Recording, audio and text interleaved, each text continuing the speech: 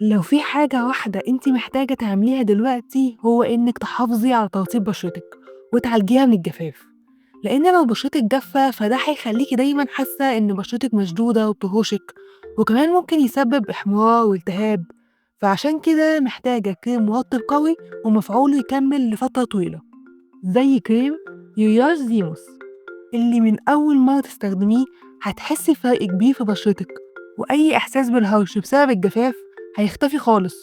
ومفعوله كمان هيكمل معاكِ لمدة 24 ساعة. طب يا ترى إيه بقى السر ورا الراحة السريعة دي؟ ده لإن فيه 3 مواد فعّالة اللي هم دول، ودول بيقووا حاجز البشرة وبيعالجوها، وكمان فيه ماء يورياج الحراري اللي بيرطب البشرة لمدة طويلة، وكمان فيه الشيا باتر اللي معروف هي قد إيه مفيدة في الترطيب العميق للبشرة وعلاج الجفاف. فالخلطة دي بقى مع بعض بتدّي قوة جامدة جدًا في الترطيب، بالذات للبشرة الجافة الحساسة، لإن ما فيهوش أي ريحة ممكن تضايقها.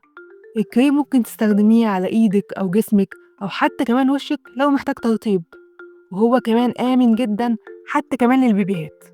الكريم حجمه 200 مللي، وده حجم كويس أوي وهيقعد معاكِ لفترة طويلة. وبالنسبة بقى لعيوب الكريم، فهو امتصاصه مش سهل. وممكن تحسي بعد ما تستخدميه بإحساس دهني شوية بس بيروح بعد فترة.